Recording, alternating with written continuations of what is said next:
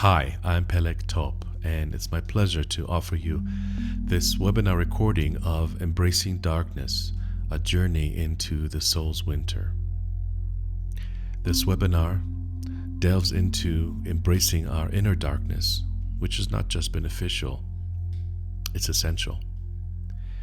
This webinar is designed to guide you through the transformative power of the dark night of the soul, a concept that speaks to the depths and potential of our inner journeys, viewed through the mythopoetic lens. Joining me on this call is special guest teacher Jed Bickford. And as we dive into this exploration, it's worth noting that this gathering was strategically scheduled to align with the winter solstice, marking the longest night of the year. This choice is symbolic. The winter solstice represents a unique opportunity to embrace the profound darkness, both within and without. But before we dive in, I'd like to offer some advice on how to make the most out of this enriching experience. First, find a quiet place. Choose a comfortable and quiet environment where you can listen without interruptions. Avoid listening while driving. I'm going to lead you through some reflective writing that's best done while not operating a vehicle. If possible, use headphones to enhance your listening experience and minimize external distractions. And finally, bring your full attention. This webinar is packed with insightful information. And to gain the most from it, I encourage you to bring your full presence and engage with the content. After you listen, I'd love to hear from you. I'd love to hear your thoughts on the experience. Your insights always help me to continually improve these webinars and bring more relevant content to our community. So feel free to drop me a line if there's anything you'd like to share at hello@pelegtop.com. Thank you and enjoy.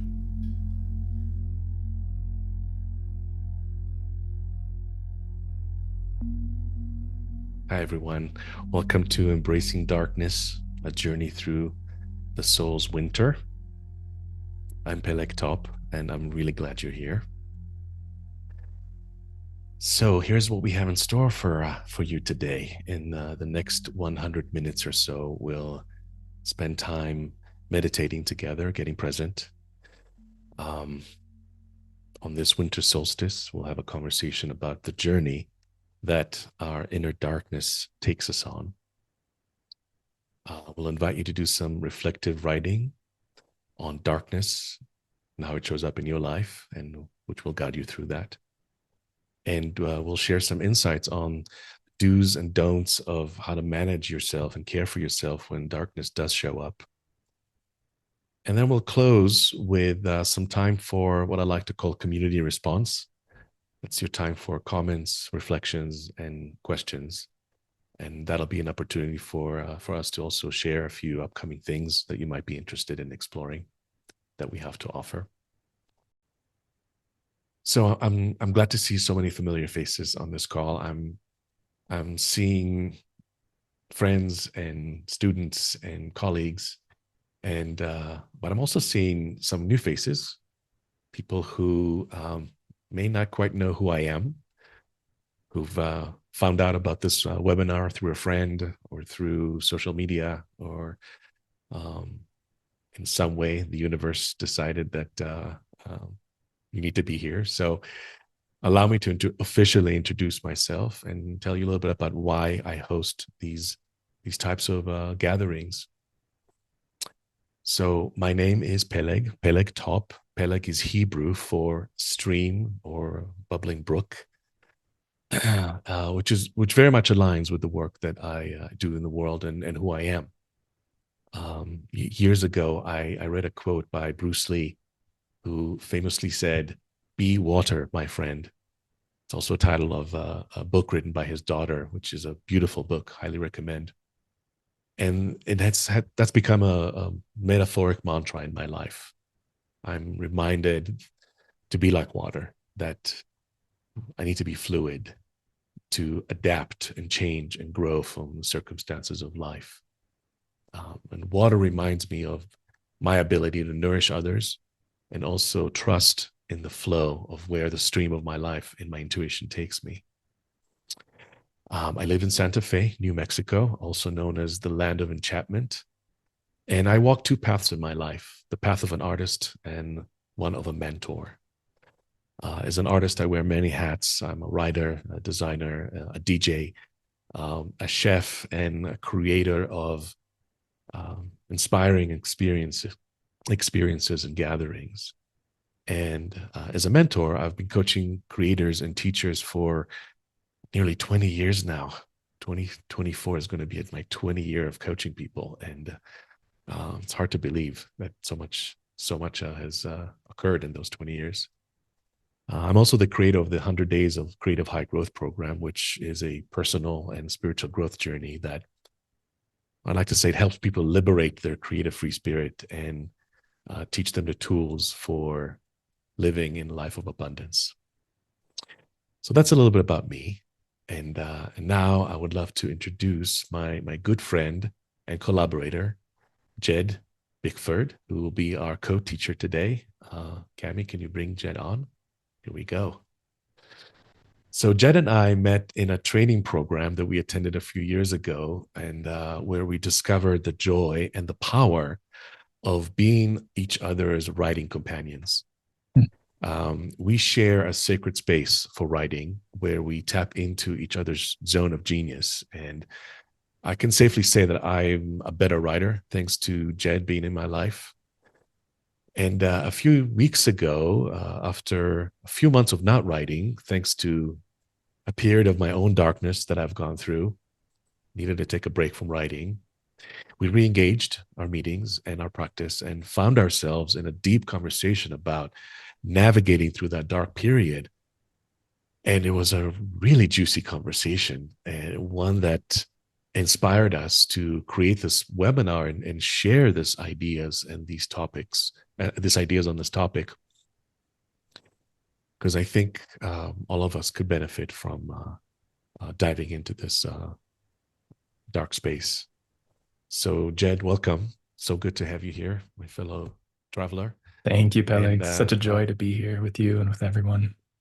So I'd like to invite you to tell us a word about who you are and who you are in the world. Gladly. Well, hello. I too, like Peleg, have a Hebrew name, actually, Yedidia, and which we occasionally talk about in our writing sessions. It means friend of God. And, although I live a pretty worldly life, I think the through line that it's always a joy to bring in with Peleg is in our writing and in our conversations is just how we can bring spirit, soul, and relationality more and more into this world and into the work that we do. I am a business owner and have been a business owner multiple times over, which has led to a fun and interesting path of mentoring executives and business owners, being a coach, helping them find how their soul, their life's work can come through their business, through their work, and especially through their relationships. Most recently, I have become a mentor to couples who run businesses because my beloved wife, Madison, and I own a secondhand store and a clothing brand here in Boulder, Colorado. And together we run that business and go through the waves of what it means to be in relationship and be leaders together, which is so fruitful and so challenging at times.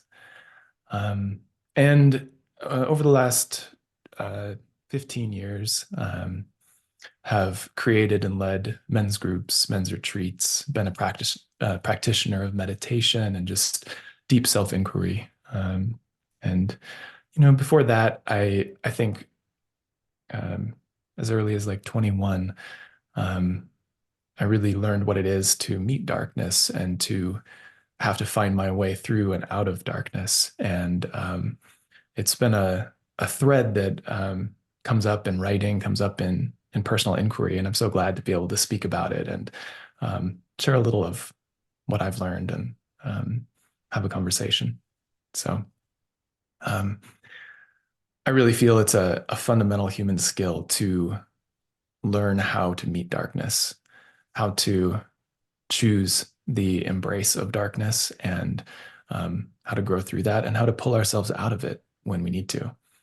Um, so I'm excited to talk about it with you. So glad to be here with you, Peleg.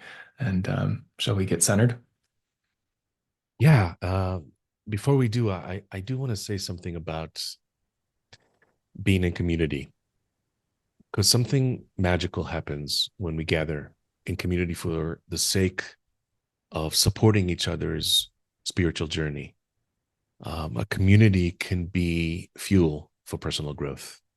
And these days, so many of us tend to feel isolated and alone. So what I've learned through my work in the world is that being a community has the power to create a synergy that inspires and motivates and amplifies the potential of the individual. And this is one of the reasons that I host these type of community gatherings. This is one of the reasons that the work that I do with people happens in cohorts and in groups. It's something that I need for my own growth, and based on how many of you showed up today, it's clear that there's a need for more of community connection. This community is extraordinary. It's an extraordinary community of creators, of artists, of gifted teachers and coaches and powerful light workers. And if you are on this call, it tells me that you are a seeker and that you value spending time on the most important part of your life, your inner world. My hope for you is that you leave our gathering today feeling more connected to yourself, that you feel a sense of belonging, and that you take whatever touches you, whatever touches your heart, and pay forward, teach others. So thank you. Thank you for creating this time for yourself, for being here. And I encourage you again to stay for the duration of the call and use this time as a precious opportunity to meet yourself. What I know for sure is that the more of us that do this inner work, the bigger the ripple effect we create, spreading love and healing the world. And God knows our world needs healing right now. So let's begin with taking a breath. So inhale with me and exhale, feel your shoulders relaxing. One more. Inhale and slowly exhale. And if you brought a candle with you, now's the time to light the candle.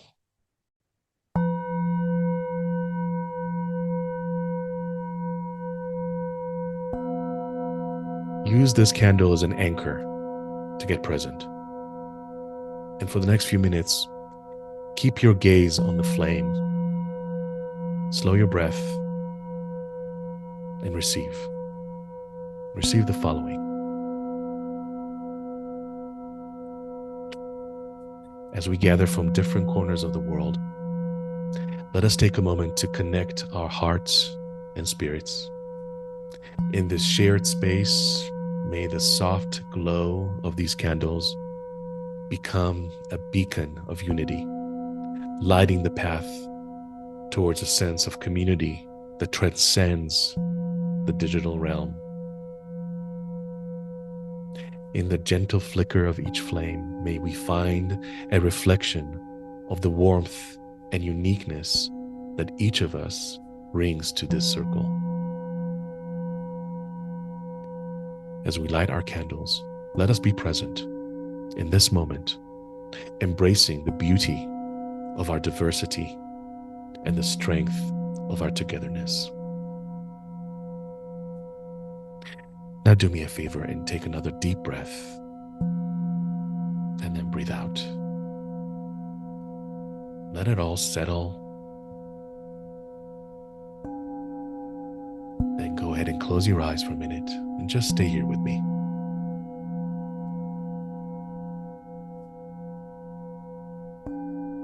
Now start bringing all your attention and awareness to the crown of your head,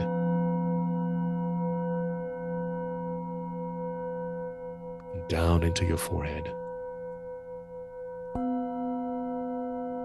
to the space between your eyes. Dropping that attention and awareness into your eyes, your ears, your nose, your mouth.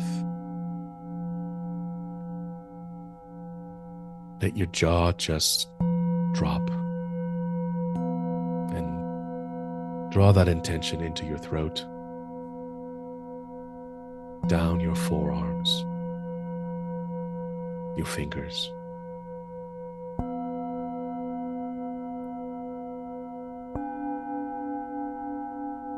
And drop your attention back into that space between your shoulders and all the way down your back, into your lower back, into your stomach, down through your seat, to your legs, your knees, all the way down to your feet. Drawing awareness into your toes.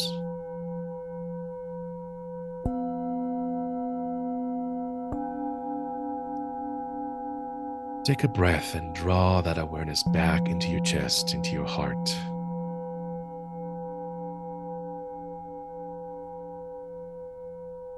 And breathe out. Just let go. Allow your heart to be present, to be open, to receive divine love that is here for you. And when it feels right, go ahead and flutter your eyes open and kind of just take the space around you.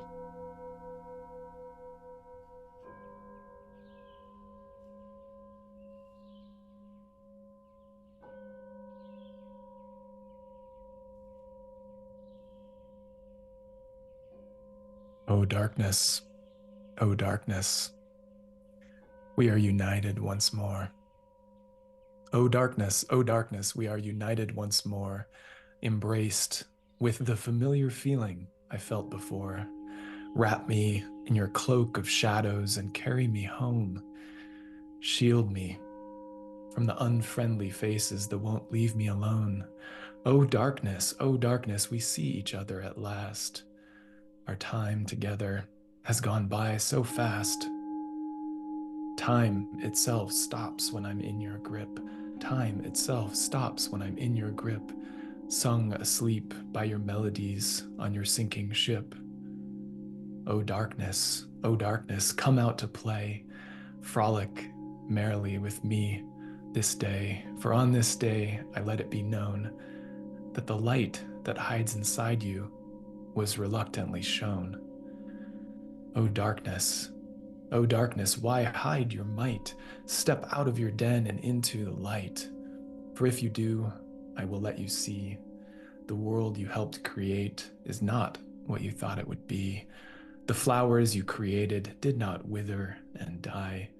The humans you created did not shiver and lie. Your embrace is warm, yet your tone is cold. And what a shame that is, darkness. You're the best of them all, an example of how the greatest of angels can fall. That's O Darkness by Nate Locke. Well, today we're meeting on the solstice. Happy solstice to everyone. And entering the longest night of the year, entering winter if you're in the Northern Hemisphere like we are. Part of why we chose today is that these shorter days, this season of outer darkness, is a wonderful metaphor to remind us to look inward, to work with the inner darkness and what winter brings. Historically, you may know that solstice has been a time of stillness, a time to stop and introspect, a time to begin winter. And things die in this season as the fall turns to winter. And today we face the longest darkness of the year. And tomorrow morning get to turn back toward light, toward longer days, toward rebirth. And so today we get to celebrate darkness and see what it has for us and let it be a welcome part of this holiday season. A dear friend yesterday I was speaking to about this call, and he said, this is a time to let the external darkness push us inward toward our own light.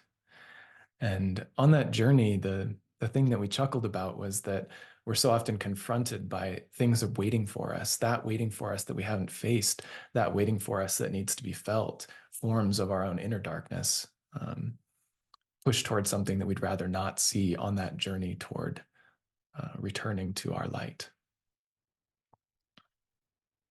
So, Peleg, why don't you share why we chose this topic to speak about today? Hmm.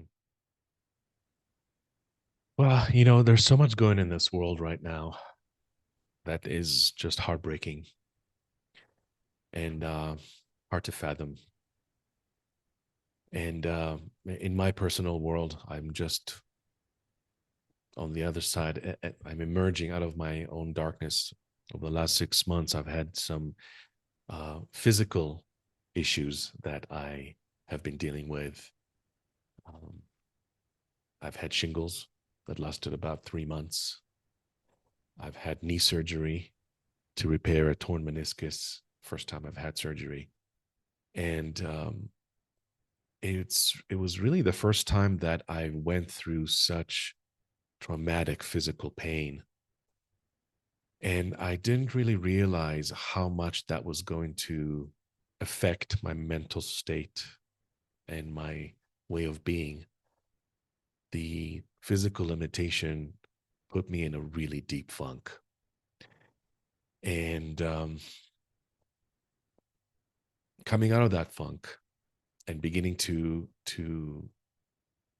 see the light reminded me of how human it is for us to experience darkness in our lives, that we go through these periods of dark and light, and that sometimes but darkness is essential for us because it opens up a space for us to dive in and to do the inner work that is calling us. So we enter darkness for many reasons. Change is one reason. Going through some kind of a change in life can bring on this darkness. The physical limitations, prolonged physical limitations, transitions, professional transitions. Oftentimes, people who knock on my door for support are in a liminal space in their lives. They're in between the familiar and the unknown. And that could be a scary space, and that could induce darkness, depression. Sometimes we deal with grief of a loss, end of a relationship, endings in general. And I really don't think that it's healthy for us not to embrace our darkness. We live in a world that with social media being a big part of our everyday now, and what we tend to see in social media is this projected happiness. It's this curated happiness that everybody wants to show how happy they are. And I don't know, when I look at social media and I see all of that, it kind of hurts my heart because it shows me that how much we're craving connection and attention and this place of feeling good about ourselves. The reality is there's a lot of darkness that's happening, but we don't see it. What we do see is on the 9 o'clock news and every other media source. But that's the kind of darkness that oftentimes there's nothing we can do about it. So we receive it and it influences us and it brings this dark energy into our lives. And oftentimes when we are going through our own dark space, adding that layer of darkness that the world itself is going through can be challenging. Indeed.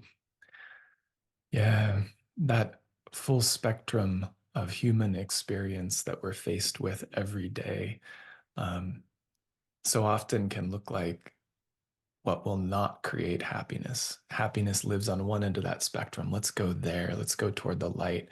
Yet embracing the full spectrum not only is a skill, but is necessary to feel true happiness, true satisfaction, true nourishment in our relationships. And um, it feels like ignoring darkness is ignoring an expression of our self, an expression of our being, and the way soul wants to move through us. Yet, yet when darkness finds us, the first thing that we usually do is say, "Oh, how do I avoid that? How do I go towards something different? How do I dodge the darkness?" And that can look like so many things, from addiction to social media to that immense fear that can come up, that when we see a depression or an end or a change coming, that we'll get mired down in it and life will never be the same again or never be so good. Yet there are times when it comes and finds us that we can't avoid anymore. Like Beowulf going into the lake, we have to do it, and we know that we have to face it and find it. And I'm excited that we're going to talk about some of the ways to face it later on, and the things to look out for as well when darkness finds us or when we find it. Yeah. Darkness can be a breeding ground for our addictions, our compulsions. Can really kick them into high gear.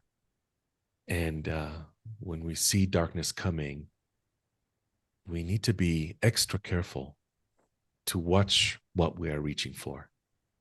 And if we find that we are reaching for our addictive behaviors, the things that numb us, maybe that's a sign. That's a sign that darkness is present or darkness is arriving. So through the lens of our addictions and our compulsions, often we feel that we believe that reaching out for that it'll help us cope with what we're feeling or that we're facing. But in a sense, those behaviors oftentimes take us into a deeper, more negative part of our darkness, and that space that is available to us to really take a look at what's really going on and to do the inner work that we need to do so that the next time darkness comes, we can support ourselves better and love ourselves better. It's essential that we recognize what that looks like and what that feels like.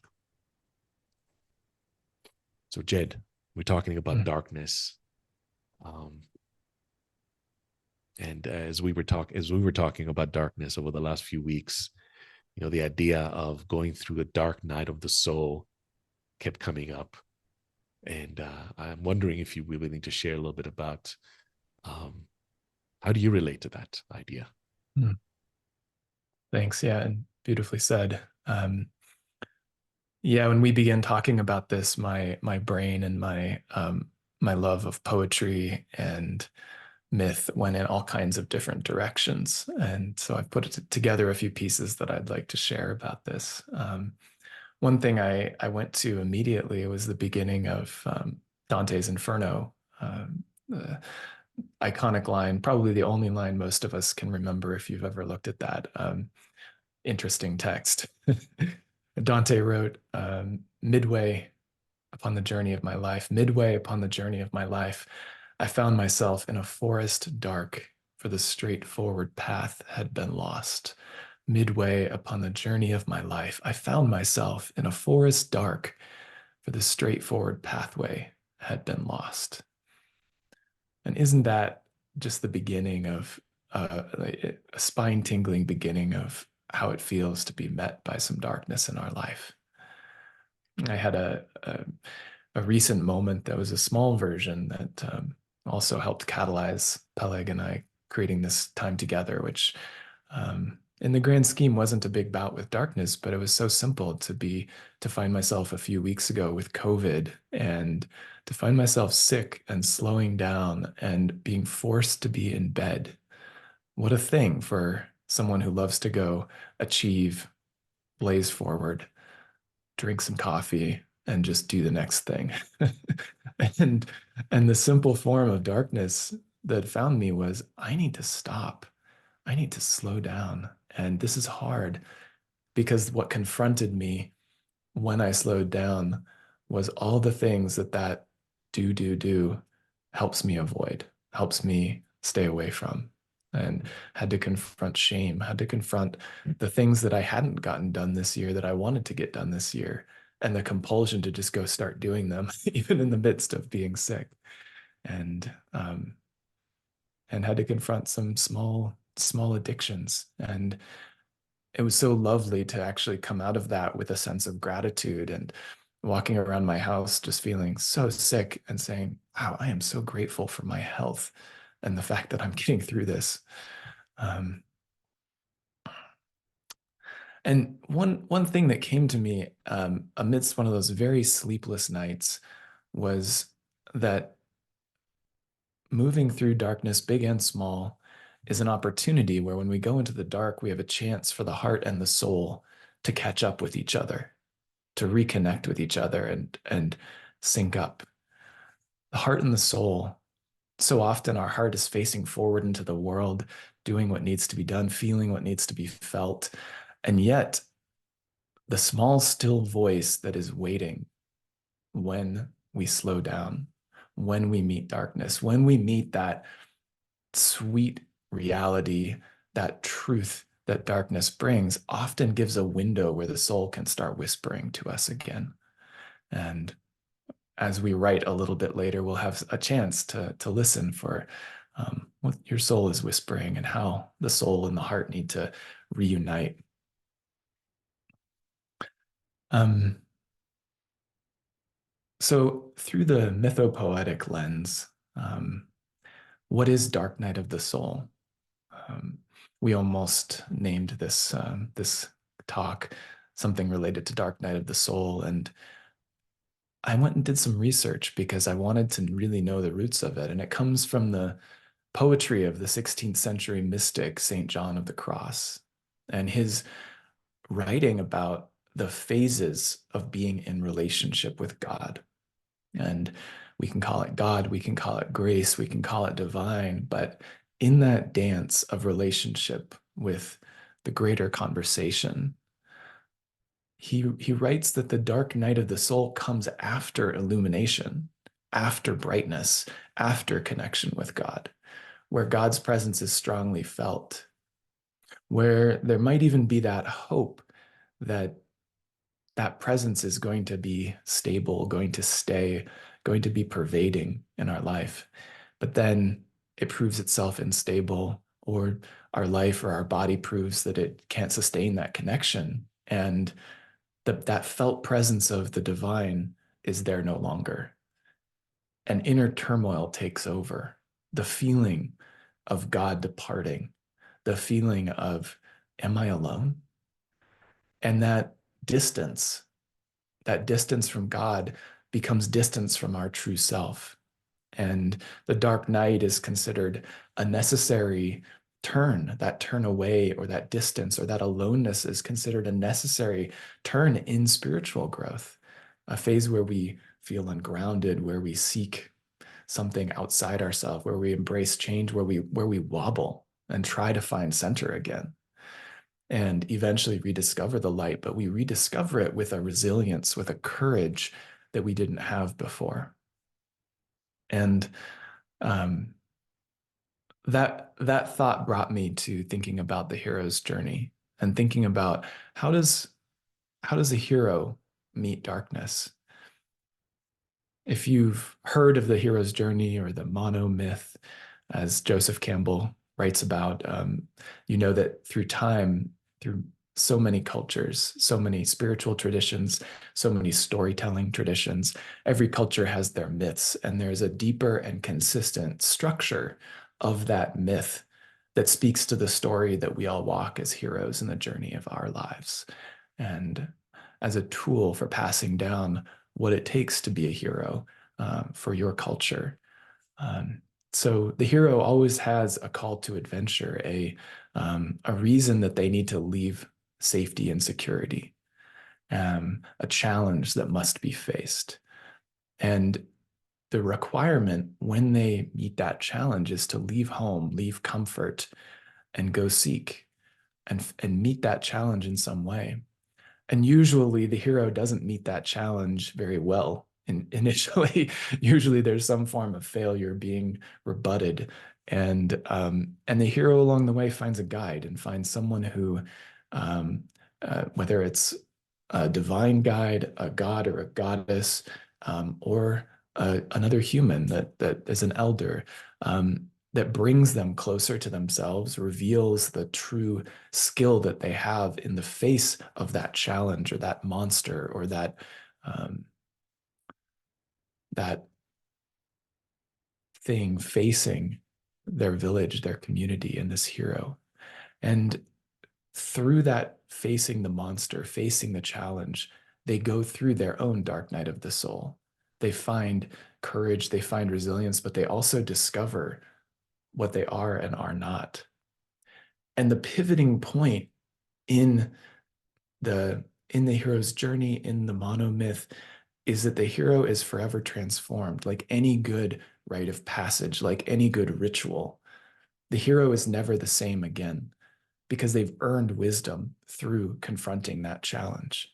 And the final step in that journey, with the wisdom that they've earned, with the gold from the dragon they slew, with the gift that they've gotten through that journey, they turn back and they bring that back to their community. They bring that back to the village and they say, here's what I've gotten. Here's what I've learned. Here's what I've done. And they bring themselves back transformed forever. And that's the possibility of darkness. That's the way that we can reap and work with what darkness brings us, no matter how big or small it is. And in speaking about that, Peleg had a beautiful example of a dark night of the soul he's been through, that I'd love to hear you speak more about. Yeah. 10 years ago in 2014, I ended a 20-year partnership, marriage, got divorced, and I experienced the awakening of my dragons. Um, and the sadness and the grief of that was new, a new level of darkness.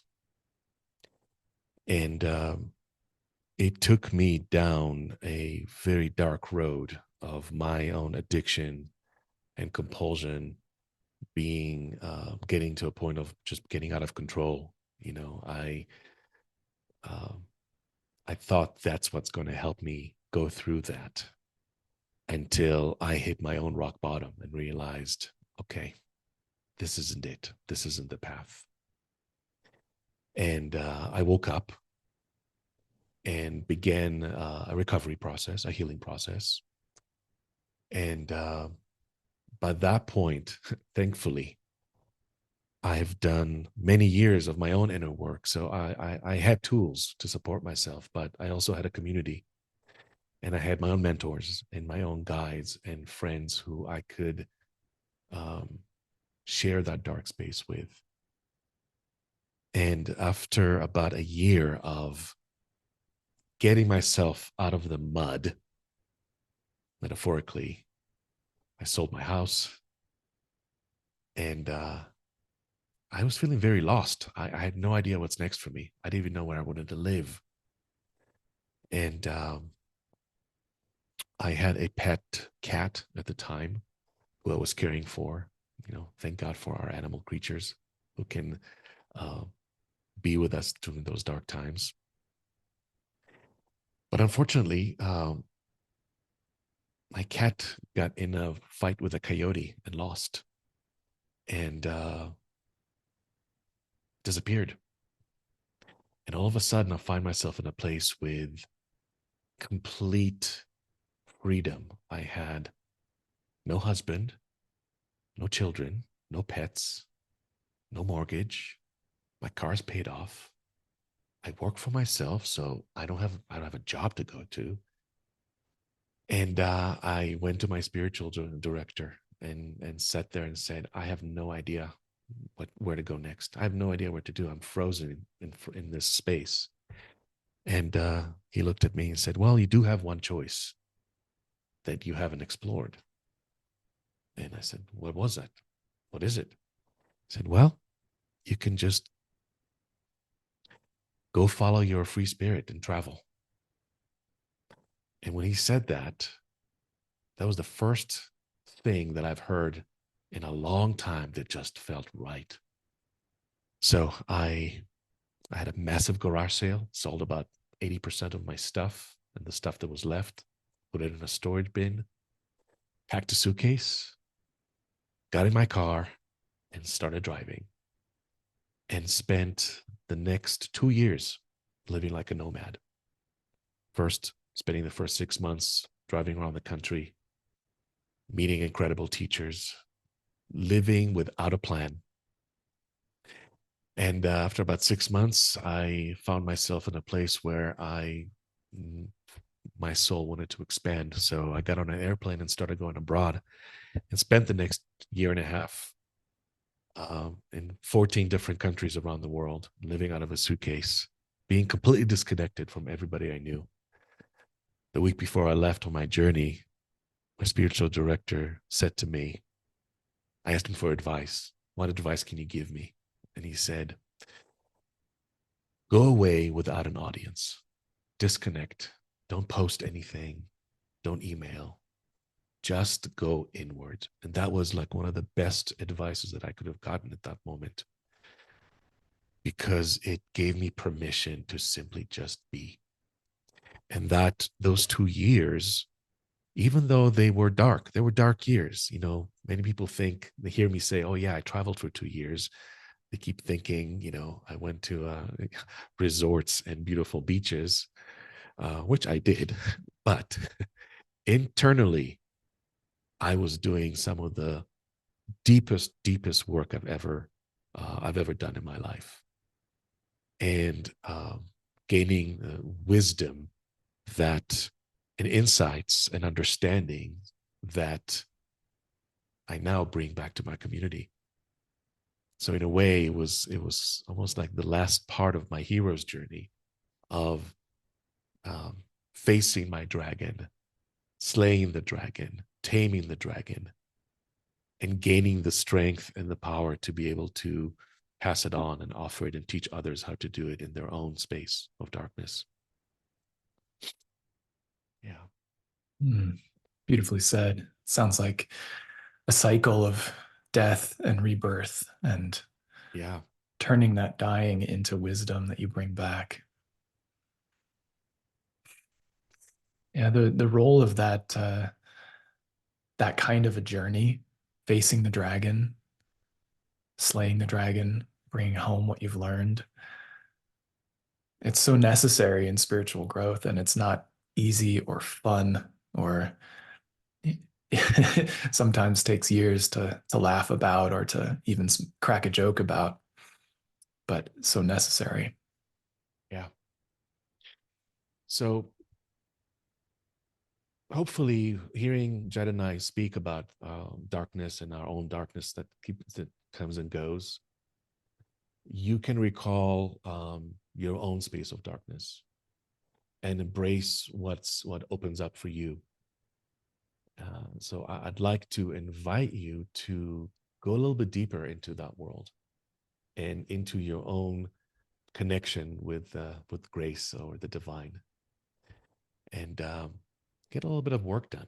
So I invite you to get your journal books, and we're going to give you about 20 minutes or so to do some reflective writing. And we're going to give you two prompts to work with. Okay. And I encourage you to spend about 10 minutes on each. And I'll show you the first one. And in about 10 minutes, we'll move on to the second one. So the first prompt is a sentence I'd like you to work with. My inner darkness surfaces when. So here's how I'd like you to do this exercise.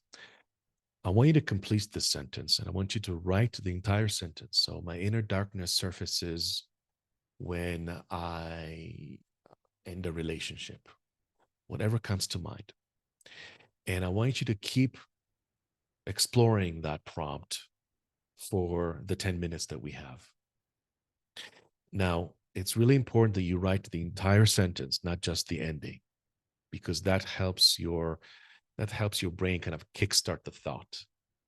So my inner darkness surfaces when, right? So take your time and see what comes up. And the purpose of this exercise is to help you identify um, the the moments that darkness comes, um, perhaps the moments when you see darkness coming, when you identify, oh, this is happening. So, okay, I know from my experience that when I go through this type of an event or an experience, that it tends to take me into a dark space, into a funk.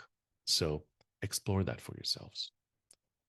We'll get some music going, and I invite you to share the sounds of my land of enchantment, the desert.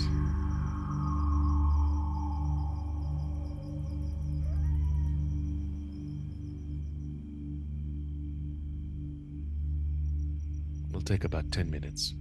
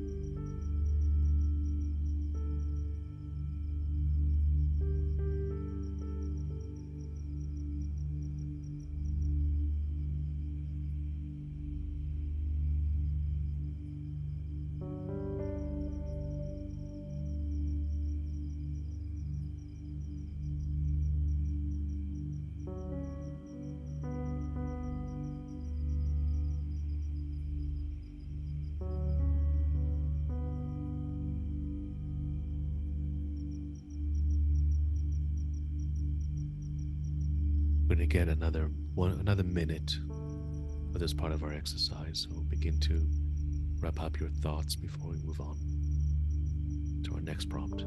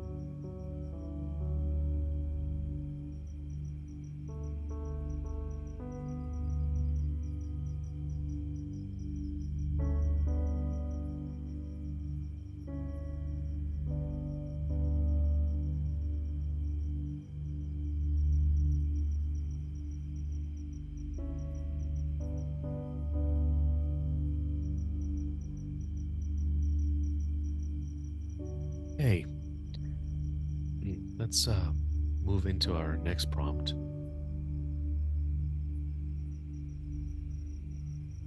I'd like you to explore the wisdom and insights that you have gained from your darkest moments.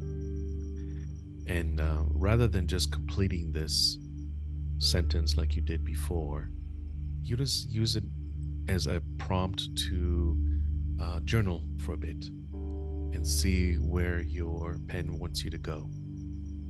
So, in my darkest moment, I discovered. What did you discover?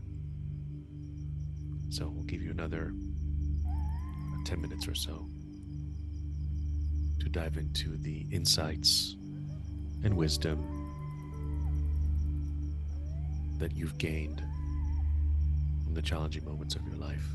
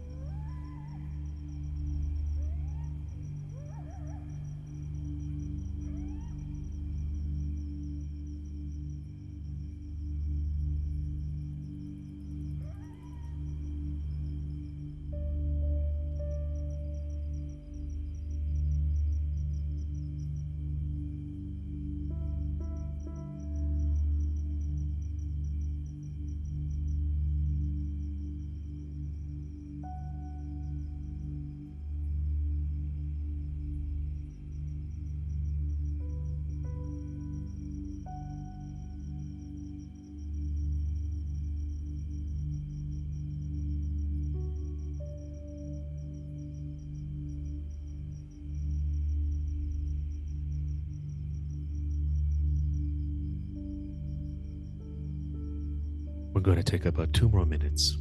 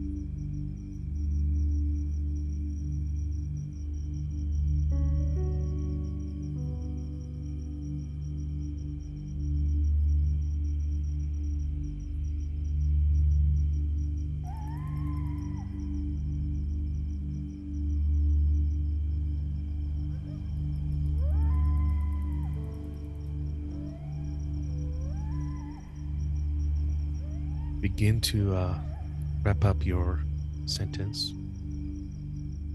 Come back.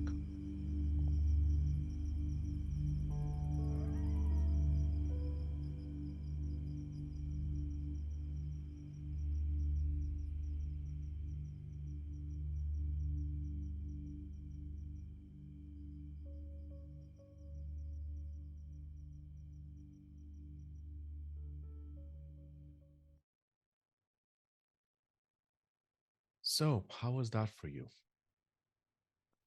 What did you learn or gain from doing this work right now?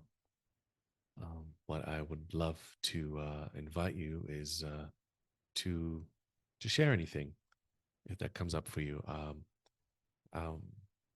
we'll have time for maybe 2 shares, so I'll pick one, and Jed can pick one. If you feel like you want to share something from the experience of the exercise we just did, um, just use your reaction button to give us a raised hand, and I will use my intuition to pick the person who feels called to share. Hey, how about let's give the mic to Cheryl Kosovsky. Hi, Cheryl. Go ahead and unmute yourself and let's spotlight Cheryl. Welcome, Cheryl. What's interesting to me about this is learning that the darkness comes because I need it to come. That it's often when I'm disconnected from my heart, that I'm not paying attention to the messages that I'm getting, and sort of not like that I'm striving and pushing and like making life happen instead of letting it unfold. Yeah. Mhm. That then causes a time when I am forced to, like, the universe looks and says, hey, you're not kind of paying attention to the messages I'm sending you. So I'm going to make you sick or something so that you can't run around and be crazy and push and whatever. And things will quiet down. So that was fascinating. Yeah. Mm. Thank you for sharing that. I can relate to a lot of what you're saying. It feels to me that what you're describing is um, how darkness dances with fear. Mhm. And, when we get into that dark space, it activates fear in us. And um, if we don't have I find that if I don't have a solid spiritual practice that I am engaged in, that it's really easy for the fear to take over and and and lead me into these places where I try to get distracted from the darkness. Don't really acknowledge, oh, this is going on, because I'm just going, going, going, going, going. But the minute I slow down enough and just allow that space to be without judging it and reconnect with my heart, reconnect with love, um, it doesn't take me out of the darkness necessarily, but it helps me be at ease with being in that space. For me, it actually does often take me out. And for me, it has to do with trusting myself and trusting God. Sure. Um, that when and that's the fearful part, right? The fear comes up from me when when I can't find a way to trust. Mm. That I'm, Yeah. then it's that, and when I'm focused either on the past or the future instead of present. Because often I'm fine at the moment, but I'm like taking myself back to past times when I imagined that I failed or wasn't as successful as I wanted to be, or projecting into the future Yeah. that it isn't going to work out, that I'm not, But usually, if I can shift my focus to the present, I Yes. see that even if I'm uncomfortable, I'm fine. Even if it's not the way I think I want it to be, I'm fine. Beautifully Yeah, said. beautifully said. Shifting your relationship with the darkness and coming back into relationship with yourself and with God amidst it. I see another hand up. James Gazetta. Welcome, James. Yeah, I've had a relationship with darkness as a friend for a long time. I always didn't have that relationship, but what I found was that it comes up when I move from conscious presence to automatic in my daily life, just activities I'm doing. When something occurs that seems unresolvable or it's an impasse of some sort. I'm a problem solver, and problem solvers have real difficulty with not being able to solve problems. So that happens. I have a list of things, but I think essentially the essence of it is that, and I think it was Cheryl that said when she moves from present to occupying her memories or projecting into the future, or and this is what I find myself doing, that this is when darkness typically moves over me. And the relationship I have with darkness as a friend is where I trust that it has something to show me, that there's something for me to learn in that darkness. And it's a matter of my patience with myself, my patience with um, my awareness of what those lessons or those jewels are, and not to let fear get in the way, because as you said, Peleg, the two of them are in partnership. Fear evokes darkness, darkness evokes fear. So I feel like the thing to do is to be who I know I am truly, be in that place of presence with the darkness when it occurs, and be open to what it has to show me. Hmm. Thanks, James. Recovering problem solver right here as well. And isn't it funny when you're in that space that you've got a hammer and the whole world looks like a nail, but Yeah, exactly. that can't bring you back into the present moment. That can't bring you away from the place of fear. You can't problem solve your way out of that particular box, right? And I love what you said about how when you find that fear, coming back to presence is key. Thank you. Yeah.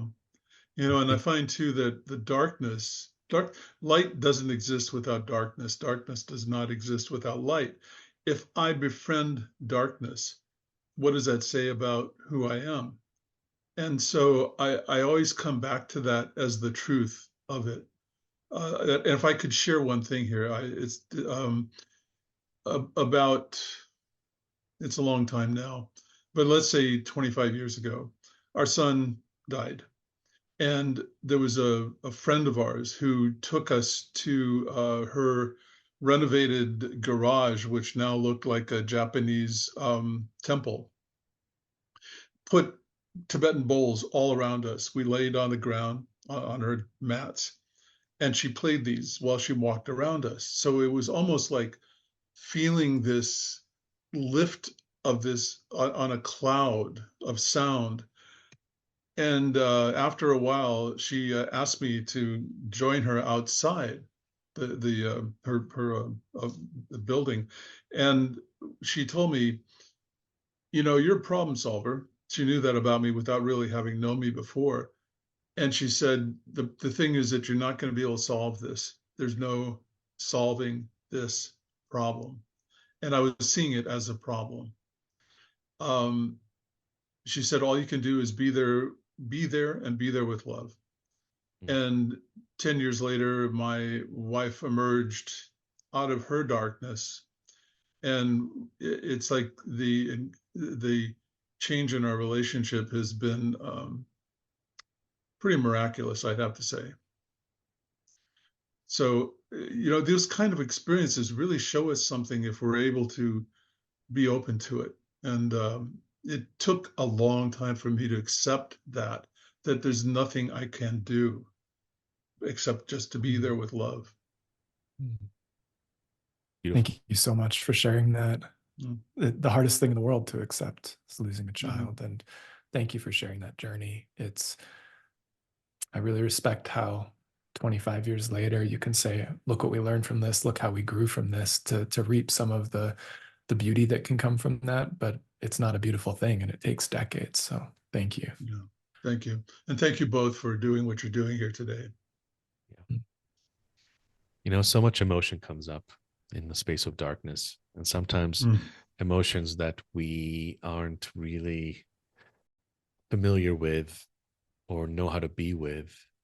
It reminds me of Rumi's poem, The Guest House.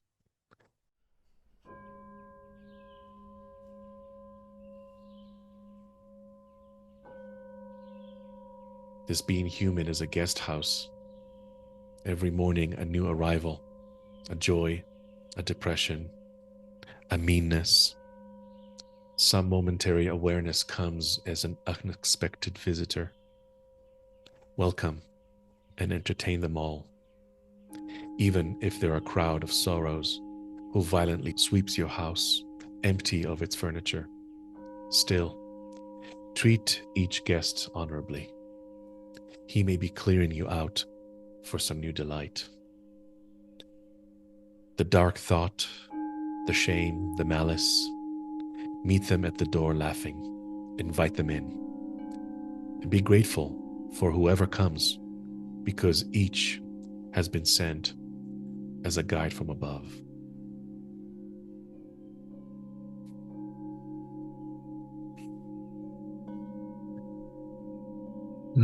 Being grateful as each has been sent from a guide from above. Thank you.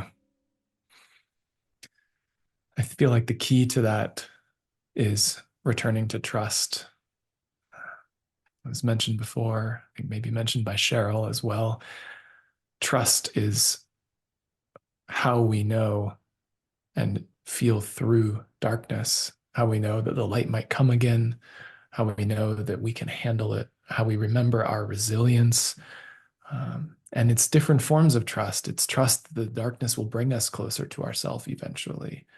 Trust that it will bring us into deeper connection with grace, with the divine. Trust that maybe a new form of light or a transformed version of ourself will be revealed.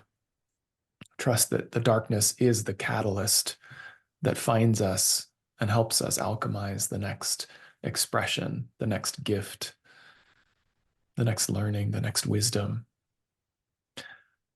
And as we said earlier, trust that there will be gratitude at some point. Trust that gratitude surprisingly finds us within darkness. The funny thing, as I think James said, that darkness helps us see the light. There wouldn't be darkness without the light. There wouldn't be gratitude without the contrast, often between the easy days and the dark days. I think it's a moment where perhaps we speak about the do's and don'ts, the practicalities of meeting darkness.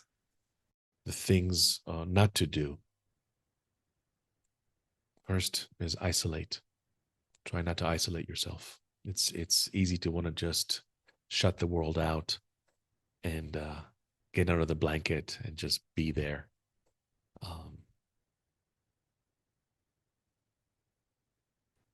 Try not to harm yourself, whatever version that looks like. And try not to ignore that you're in this dark space or pretend that you're in a dark space. Acknowledge that space for yourself. It's okay. It's essential. But don't wallow in it for too long. Sometimes we get addicted to the darkness. So it's important to pay attention to that inner landscape and identify when there's a possibility of light that can emerge you out of that space and follow that light. Which makes me think about the things that we want to do. Here's what you do want to do when you meet yourself in that darkness. Jay, do you want to dive into that a little bit? Happily, yeah. One of the first things, the opposite of isolation, is surround yourself with dear people, with the people who show up for you, the people who give a damn about you. The mark of the true friend is the one who will sit with you in your darkness, sit with you in your dark time. It's so sad that our culture in many ways orients so much toward happiness or toward positivity that we feel like a burden sometimes when we're in a dark place. We feel like no one might want to be around us if we're a little sad, depressed, going through it. And it can be oppressive at times if you have a long sickness or a long depression, for people to call up and say, "How you doing? Any better?" As opposed to, "How you doing? Let me spend some time with you.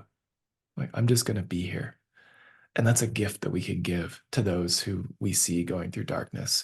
Come close to them. Don't expect them to change, but just come close to them.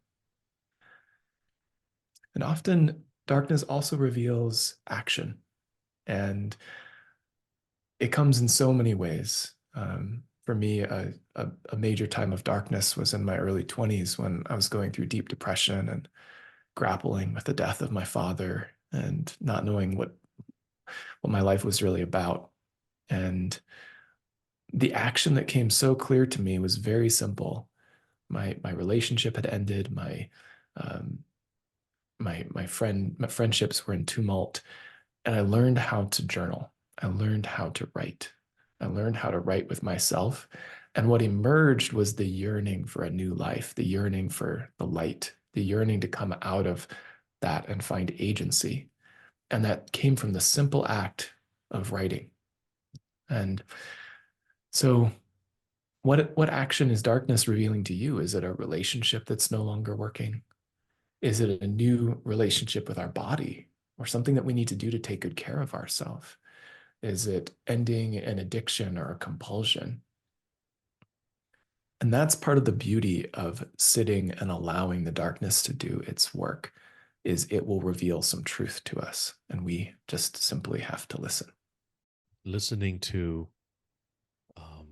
possible ideas or options of actions that we can take that can help us navigate through that darkness, or possibly open the path for us to walk on towards the light. So for me, as I was in my grief of my post-divorce, the action that I took was to travel and to change my scene, change my environment. It didn't mean that traveling um, got rid of the darkness. The darkness was still there. I was carrying it with me. There's a saying, wherever you go, there you are. But it did help me get to where I needed to get to. And the things that we want to keep in mind, again, is our practice. What is the practice that we have in our life that we can develop? I have an abundance practice. It's one of the things that I teach my students. And that practice is what keeps me healthy. And it keeps me connected to my heart, so that when I do step into that space of darkness, I have my practice and my tools to keep me present to myself. So the practice for me is practicing self-love, meaning caring for myself inside of that darkness, loving myself inside of that darkness, whatever that looks like: eating well, exercising, going outside, being with nature, surrounding myself with people that I love. Gratitude practice, so important, to acknowledge the good, even though I may not feel good. But there's a lot of good that still exists around me. Can I identify it? That's medicine. And then creative expression, journaling, writing, alchemizing what it is that I'm feeling into art. And in the times of light, when I'm out of that space of darkness, and this is my offering to you as you leave this call today, and as some homework that you can do with yourself, is write a love letter to yourself, a letter as you were writing to a lover, so that the next time darkness finds you, you can actually pick up this letter and read it, and it'll help you get present. It'll help remind you who you are and what that light feels like.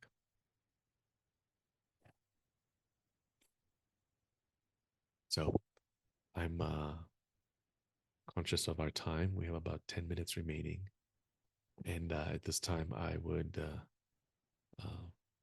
first of all, invite you to take a breath. So let's do that for a minute. Just relax your shoulders for a second.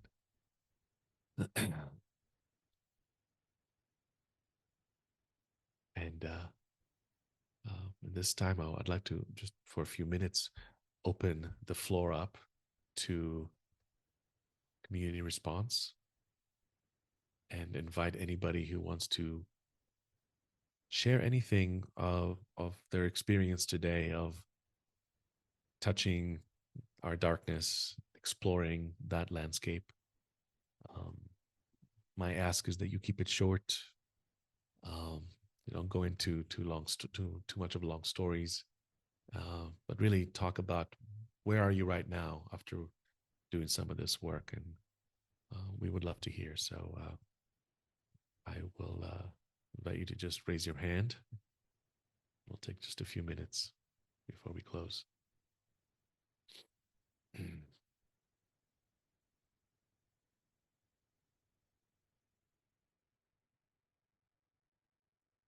And I think it might be, I'd love to go to David first, because he had his hand raised at the end of our writing practice. So I'll unmute David. All right, David, where are you? There you are. Okay. Hello. Yeah, I don't know, something that stuck out to me that I felt like it was important to highlight is what James, it was kind of subtle, I think, in the entirety of his story, but when he mentioned that his wife was in a period of darkness for 10 years, I think that it's really important to remember that these like dark times aren't always a quick thing. Sometimes we'll have like ailments or like trials for long periods of time, sometimes decades. And Yeah. I don't know, I think it's like easy a lot of the time to be like, oh, like this is just a season, but like sometimes the season goes for way longer, and we have to learn to like still love people in that and love ourselves. And I think that's like a really important thing to be aware of, especially when we're in, like when I guess when we're interacting with ourselves, but especially like when we're interacting with others. Beautifully said. Thank you, David. Yeah, thank you, That was David. beautiful. Well said. It reminds me that that often in indigenous villages, the people that are in that place of grief, challenge, darkness become those who help others to grieve. They become the ones who represent that position in the community and can bring us into what we're not feeling. Thank you. I'm going to give Janine Davis the space, followed by Arifin, and then Ian. And then we'll on. What kept coming up and resonating was the busyness, the idea of, when you slow down and deliberately slow down, because that's when that was like the first thing that came to my mind is when I stop, the darkness comes. And, that idea of keeping busy. But I also know that if I overschedule myself, then like I feel like I'm short circuiting. So that's just been something I've been exploring over the past several months and really kind of became very clear today. So thank you. Yeah, what action is really inspired from being from a sense of flow as opposed to from avoiding and overdoing or underdoing? It's such a great question. Thank you. Thanks. All right. Arifin. Yeah, thanks very much, Peleg, Good to see and you. Jed, and everybody. Good to see you. Thanks so much. Yeah, two things. One thing stood out for me when your spiritual director told you to go away without an audience. It's that thing of because I think I live in this space of having an audience. What are people thinking? What am I?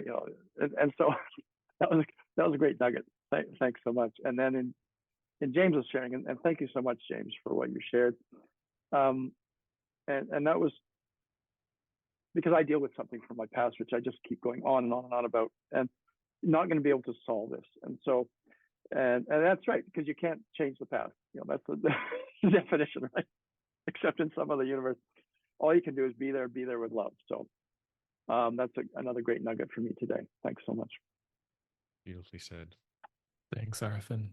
Yeah. One inquiry for you that came up in conversation between Peleg and I the other day is, what kind of ritual or ceremony do you need to release the energy of what happened in the past? Think about if there's a way to set that free so that it doesn't keep looping through your consciousness. Yeah. I'd like to invite Ian, and then we'll have Cami say a word or two because she's with us as well. So Ian, go ahead and unmute yourself. Thanks for making this space for us. Peleg, great to see you and work with you again. So I have a question for the group. The simple question is, what's the goal? Is the goal to become pure light, or is the goal to learn how to navigate this life experience with our dark self or our shadow self? Because it changes my relationship with how I want to transmute, or we heard the word alchemy a couple times, how to transmute the dark energy. I'm in a place right now in my life. So my wife of 30 years decided that she didn't love me anymore. And it sent me into some really dark places of my soul. And I've learned a lot. But I'm now coming back to this because I always saw myself as a light warrior, a light seeker. But I'm coming back to this place that, can I ever truly let that part of myself that's in the basement, that I learned at a really young age not to say this and not to do this and not to think this way, can I ever really let that person come out to play? Or is the goal to feed that person and eventually eliminate that person? So I'm just kind of opening that up based on where I am and, really what I want to achieve at this point. There's a lot of power in the darkness, and I'm just not sure if I can commit to pure light anymore. Yeah. I think looking for a goal is gets us in trouble. It's not about a goal. I would invite you to shift from a place of goal to a place of intention, because an intention can help set the direction. We set a goal thinking, oh, this is what I need, so I'm going to set my goal under something. But oftentimes when we set the goal, we energetically close ourselves up to other new things that show up along the way that would be exactly what we need to get us to exactly where we need to go. So for me, I can relate to, and I'm sorry you're going through your own darkness right now. I can relate from that space of ending a marriage. When I was in that space, I really doubted love. I really didn't think I knew how to love, because here I am after 20 years of being with a person thinking this is how I love. All of a sudden, clearly that's not love. So my journey, my quest was really to learn about love, to be humble enough um, to explore love. And that was the intention that I brought into my journey is I'm just going to be seeking love, and I'm going to allow life to present people, places, situations that may enlighten and heal me. And I can tell you that I could have never, never, never predicted this place that I am right now in my life, which is, I can say it's a place of the deepest love I've ever felt in my life, not only for my partner, but also to myself, to my work, to my community. There is light, and it's not at the end of the tunnel. It's right here. It's just about giving yourself permission to allow it, even if it's sometimes a little crack. And Jen, did you want to add something to that? Yeah, definitely. Thanks, Peleg. And Ian, thanks for your tenderness and honesty. That's a tough moment to go through, one that I know as well. And, a specific piece that you mentioned, the part of you that got put in the basement and locked away, like, deeply resonates for me. I mean, for me, it was being a kid who was raging around and had more anger and more energy than parents could handle. And being a good boy is very different from being a wild one. And and we all get taught in relationship, in family, wherever, with the best of intentions, to go toward being loving, present, quiet, whatever that may be, that box that we get put into. And for me, to be a whole human being means to open that box, open that basement, and say, hey, you're welcome as well. I love you. I love this part of me. And it's not comfortable. It's not comfortable for people around us sometimes either. But in my world, it's necessary to be all of ourselves. And so finding the place to do that, I spent a lot of time in men's work, in men's groups, exploring anger and exploring what went unexpressed in my family and relationships. And so I highly recommend some version of plumbing into that basement and seeing who's there. Thank you. Well said. So, thank you, everyone. That was beautiful shares. And let's just take a breath as we close our session today. And before we shift into our closing part of our space today, I wanted to share a couple of things that are coming up that you might be interested in. The first, most immediate thing that's coming up is I'm hosting a New Year's Eve ceremony on New Year's Eve. And I invite you to come and join me. It's going to be 2 hours of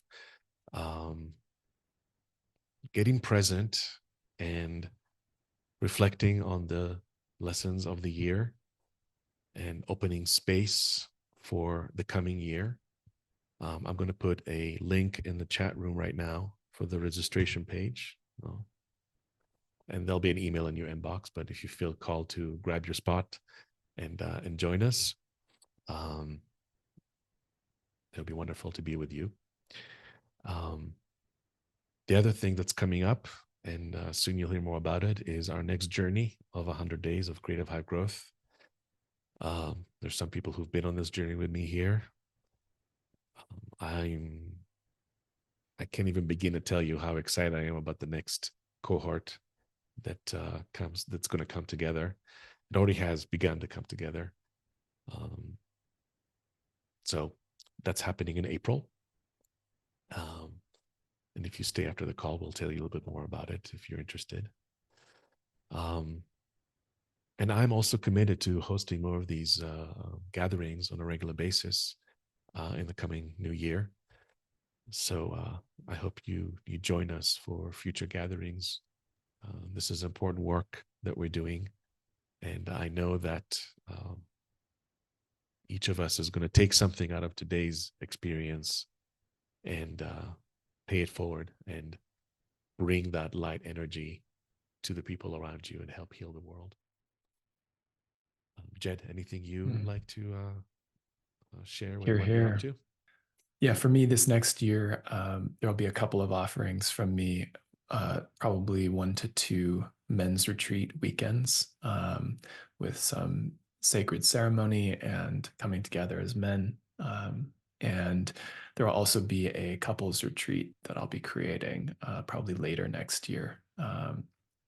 Maybe specifically for couples who run businesses together, maybe just for couples, but that will be a time to slow down and really recall some of the joy and the ways that you connect in relationship that might not be as juicy in the present moment, and hopefully a time of really restoring the sight of what you see and connect with about each other. So you can just join my email list at jedbickford.com if you'd like to hear about those things, or email me, jed@jedbickford.com. Beautiful. Yes. Yeah. So we've prepared a song to take us out. If you know me well, my inner DJ always have to be involved in every experience I create. So I invite you to sit back and take in this song, because it is coming from a place that we all are familiar with, a place where we all seek. The song is called "We're All Going Home." Jed, would you hit the play button? I will. Thank you all. Happy solstice, and so good to be here with you. And I invite you to stay afterwards if you'd like to hang out a little bit longer. So blessings and happy holidays. I will seek and I will find while I try to keep a steady mind. I will follow all the signs. This healing takes time. I will find my way back home.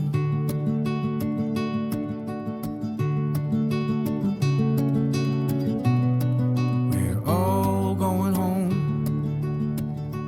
Listen to the beat of your heart when you don't know where to go. We're all going home. Listen to the song that's playing on your own soul's radio. Change will come, change will go. I'm on the right track, but a different road. I'm gonna go where the wind blows, till the end, till my heart knows. Till I find a place called home. And what I need, I never lost. Well, I try to keep my fingers crossed. What I want is what I've got. What is true and what is not. I know I'm not alone.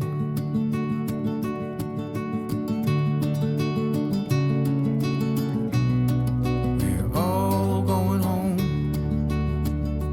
Listen to the beat of your heart when you don't know where to go. We're all going home. Listen to the song that's playing on your own soul's radio.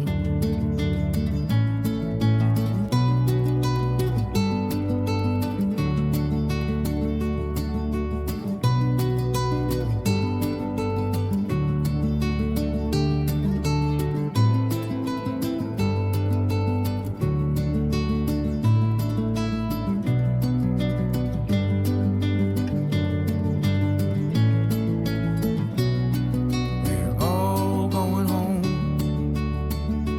Listen to the beat of your heart when you don't know where to go. We're all going home. Listen to the song that's playing on your own soul's radio.